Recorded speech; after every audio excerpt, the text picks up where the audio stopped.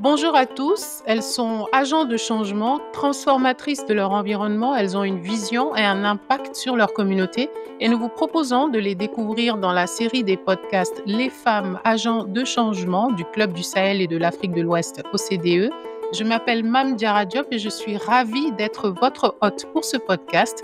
Notre invitée aujourd'hui est Madame Fatimetou Abdelmalik, présidente du Conseil régional de Nouakchott, la plus grande collectivité territoriale mauritanienne. Bonjour Madame Abdelmalik et bienvenue. Bonjour. Alors Madame Abdelmalik, les villes sont au cœur des défis liés au changement climatique en Afrique et Nouakchott, la capitale, ne fait pas exception. Elle doit anticiper ces risques pour assurer la résilience et sa durabilité. Quelles stratégies sont mises en place? C'est ce que nous allons découvrir aujourd'hui avec vous. Et ma première question porte sur le plan d'accès à l'énergie durable Climat 2024-2028 qui met en lumière des zones de Nouakchott particulièrement exposées aux inondations menaçant les habitations et l'accès aux services de base tels que l'éducation, la santé et l'eau potable. Comment la ville intègre-t-elle ces risques dans sa planification et son aménagement urbain? Merci beaucoup. Effectivement, Nouakchott est une ville vulnérable. Elle est exposée à plusieurs risques, particulièrement ceux des inondations liés à un risque de montée des eaux, une intrusion marine, c'est-à-dire que parfois le niveau du sol est en dessous de celui de la mer de 1 à 1,50 m parfois. Donc, ces inondations liées aussi aux pluies, dans une ville qui n'a pas d'assainissement, qui n'a pas de réseau d'assainissement, mais aussi d'autres vulnérabilités, particulièrement l'avancée du désert. Donc, Nouakchott est coincé entre la mer et le désert. Donc, ceci impacte naturellement les citoyens, impacte les équipements publics et le service urbain, rendant parfois les conditions des populations très difficiles, dans certains quartiers notamment. Et conscients de cette situation, nous avons élaboré un plan climat qui prend en considération les différents aspects de la vulnérabilité de la ville et fixe des objectifs qui visent à renforcer la résilience à la fois de la ville, des équipements, mais aussi des populations elles-mêmes. Ce plan repose sur trois volets, l'adaptation, l'atténuation et l'accès à l'énergie. Nous avons aussi, pour renforcer cela, Nouakchott a été doté d'un schéma de directeur d'aménagement urbain, de SDO, qui est un outil, un document de planification important, planification urbaine durable, qui fixe des orientations importantes pour assurer une parfaite maîtrise du développement de la ville à l'extérieur des zones à risque, notamment les zones inondables. Voilà. D'accord, Madame Abdelmalik. Alors, selon des travaux préliminaires du CSAO, si nous restons sur la trajectoire actuelle, Nouakchott verra une augmentation du nombre de jours de chaleur extrême, passant de 168 en 2020 à 193 à 2030, ce qui va entraîner des conséquences directes sur la santé et une pression accrue sur les ressources. Quels sont, selon vous, les secteurs qui doivent être priorisés pour protéger les populations vulnérables? Ah oui, certainement, le réchauffement climatique est devenu visible et ressenti non seulement à travers l'augmentation de la température, mais aussi à travers l'augmentation des jours de chaleur, comme vous l'avez dit, chaleur extrême, qui entraîne des conséquences difficiles pour les populations et au territoire eux-mêmes, ce qui nécessite l'adoption de certaines mesures d'apaisement pour renforcer encore une fois la résilience de la ville à travers la mise en œuvre de différentes activités sur plusieurs secteurs, notamment une gestion rationnelle et efficace, durable des ressources naturelles pour répondre aux besoins accrus, notamment pour la gestion de l'eau potable, particulièrement parce que Nouakchott, tout comme les villes sahéliennes, subit un stress hydrique, vit un stress hydrique en termes de gestion de l'eau. Alors, il y a aussi, nous optons pour un changement de paradigme de construction vers un habitat écologique durable qui va à la fois assurer une isolation thermique, une faible consommation d'énergie, mais aussi une naturelle.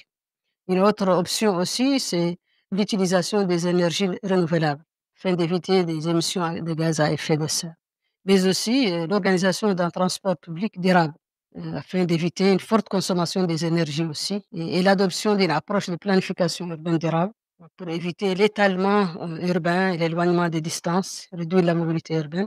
La ville des quarts d'heure, comme ce qui existe, c'est une option extrêmement importante que nous visons. Très Voilà. bien, donc j'ai bien compris les secteurs dont vous avez parlé. Alors Nouakchott, vous le savez, hein, comme beaucoup de villes africaines, connaît une urbanisation assez rapide. Vous avez parlé d'un plan tout à l'heure et les projections du CSAO montrent que d'ici 2050, la population urbaine sera 5,7 fois plus grande qu'en 1990. Nouakchott continue de concentrer une part importante de cette population.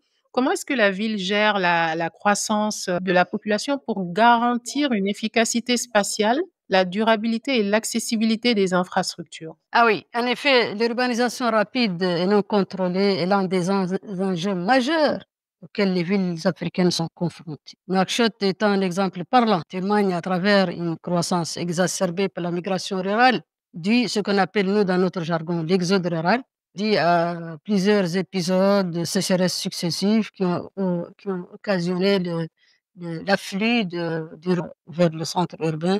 Nouakchott était une meilleure destination pour ces populations. Ce qui a fait occasionner la création de quartiers informels, renforcer la spéculation foncière et créer un engouement de la population à être propriétaire d'un logement. Ceci a provoqué une extension spatiale rapide de la ville qui a dépassé tout dernièrement sa croissance démographique. Et c'est un casse-tête pour nous, les gestionnaires de l'urbain, en termes de fourniture de services. Pour faire face à cette situation, la région de Nouakchott a travaillé sur plusieurs aspects, notamment la mise en place d'un observatoire urbain qui vise à collecter, analyser, produire et diffuser l'information fiable au profit des acteurs de la ville afin d'améliorer la prise de décision. Mais aussi la participation avec l'État à l'élaboration des outils de planification urbaine, comme le SDO dont j'avais parlé tout à l'heure, les plans d'urbanisme, afin de maîtriser la croissance et limiter et gérer durablement l'espace. La lutte contre le déséquilibre spatial, mettant l'accent sur le renforcement des infrastructures et des services, particulièrement dans les quartiers périphériques, souvent laissés pour leur compte. Ces quartiers périphériques constituent un intérêt particulier pour la région, où tous nos efforts sont orientés vers ces quartiers, justement, périphériques qui sont initialement informels et qui ont été recasés et in situ ou restructurés avec un recasement ailleurs. Et pouvez-vous nous donner, Madame Abdelmalik, des exemples positifs hein, de l'impact de ces mesures dont vous venez de parler? Mais justement, nous avons pris un certain nombre d'actions dans les quartiers périphériques.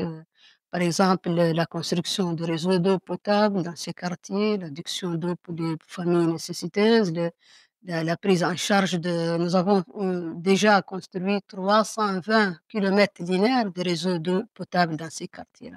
La connexion gratuite pour ces familles-là. Mais nous avons aussi mis en place l'éclairage solaire dans ces quartiers qui est vraiment devenu, si vous voulez, une action qui donne l'occasion à ces populations de créer d'autres actions, notamment quand on voit la dame qui fait son étal sous le lampadaire pour vendre les petits cacahuètes, les petits biscuits, etc.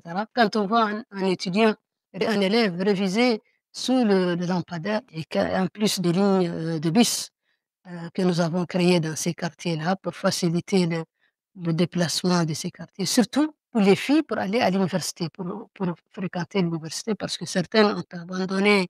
Ce sont en effet des exemples très parlants et très intéressants. Alors les femmes, vous avez mentionné ces femmes aussi, elles jouent un rôle clé hein, dans la résilience climatique des villes, mais des inégalités limitent leur participation. Comment est-ce que Nouakchott intègre ces inégalités dans ses politiques pour garantir leur participation égale et active dans la construction d'une ville résiliente et durable? L'apparition de ces quartiers informels porte en elle des inégalités. Et elle accentue d'autant plus celles, les égalités par rapport aux genre. Nous avons, si vous voulez, ciblé particulièrement les femmes pour leur autonomisation. Nous avons créé une composante femmes en action, c'est-à-dire que nous finançons des actions pour des femmes, pour la transformation des produits locaux, pour l'achat des équipements. Dans toutes les communes de Nouakchott, tous les espaces publics qui sont libres ont été identifiés pour les utiliser comme étant des espaces, des périmètres maraîchers pour ces femmes-là. Donc, il a fallu les clôturer, grillage bien sûr, parce que c'est momentané, et mettre de l'eau, des cuves parfois qui sont ravitaillées par nos citernes, et former un ensemble de femmes pour faire un maraîchage. Et il s'est avéré par après, en termes d'évaluation, que ces femmes sont arrivées elles-mêmes à être autonomes, ils ont pu faire bénéficier leurs enfants, faire aller leurs enfants à l'école, prendre en charge les frais de scolarité de leurs enfants. Donc, les femmes, pour nous, c'est vraiment un segment. La politique de genre est une politique transversale pour à toutes les politiques publiques que nous avons au niveau de la région. Parce qu'encore une fois, la femme, c'est la moitié de la population, c'est l'éducatrice de la deuxième moitié, c'est la première école. Donc, il faut vraiment l'accompagner pour assurer une société qui va s'épanouir, pour assurer un bon développement. Parce qu'il n'y a pas de développement sans stabilité, il n'y a pas de stabilité sans cohésion sociale, et la femme reste vraiment l'élément déterminant de cette cohésion sociale. Effectivement, Madame Abdelmalik, c'est intéressant de voir le rôle que jouent les femmes dans la résilience des villes. Alors, ces villes, elles font aussi face à des contraintes financières et juridiques qui limitent la mise en œuvre des politiques climatiques. Est-ce que vous avez affaire à ces contraintes financières et juridiques en tant que présidente du conseil régional? Toutes les villes africaines sont confrontées à des contraintes juridiques et financières. Donc, le transfert de compétences n'est pas au point dans toutes les villes. Les compétences sont parfois aussi limitées. Il n'y a pas un accompagnement financier à travers, justement, pour ces compétences. C'est-à-dire que si toutefois il y a transfert, le transfert de compétences n'est pas nécessairement concomitant avec celui des finances. Donc, et les ressources locales ne sont pas nécessairement suffisantes aussi pour assurer le bon fonctionnement de ces villes afin de répondre aux besoins de la Alors suite. justement, Donc, parfois, quels sont les leviers, Madame Abdelmalik, que Nouakchott active pour surmonter ces obstacles et accélérer la transition climatique à l'échelle locale? Quels sont les leviers que vous avez? nous avons pris l'option d'optimiser et rationaliser la gestion des ressources disponibles, déjà, le développement de partenariats pour avoir des ressources complémentaires dans le cadre de la coopération décentralisée ou multilatérale. Et nous avons surtout développé des compétences locales.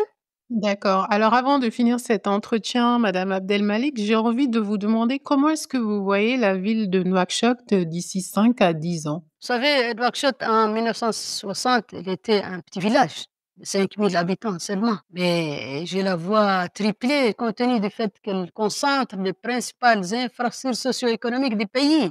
Donc, il faut se dire, elle va augmenter de façon exponentielle.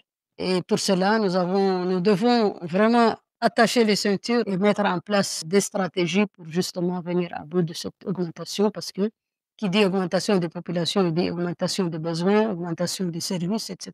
Donc, il faut nécessairement qu'on continue avec un rythme soutenu, très soutenu d'ailleurs, pour que les choses aillent bien. Merci beaucoup, Madame Abdelmalik. Cet échange met en lumière les défis majeurs auxquels Nouakchott, comme tant d'autres villes africaines, est confrontée en matière de résilience climatique et d'urbanisation, mais aussi les leviers d'action pour construire un avenir plus durable. Pour en savoir plus sur le travail du club sur la résilience climatique et la croissance urbaine en Afrique, rendez-vous sur oecd.org/CSAO et africapolis.org. Et si cet épisode vous a inspiré, n'hésitez pas à le partager pour faire entendre ces voix engagées et porteuses de changement.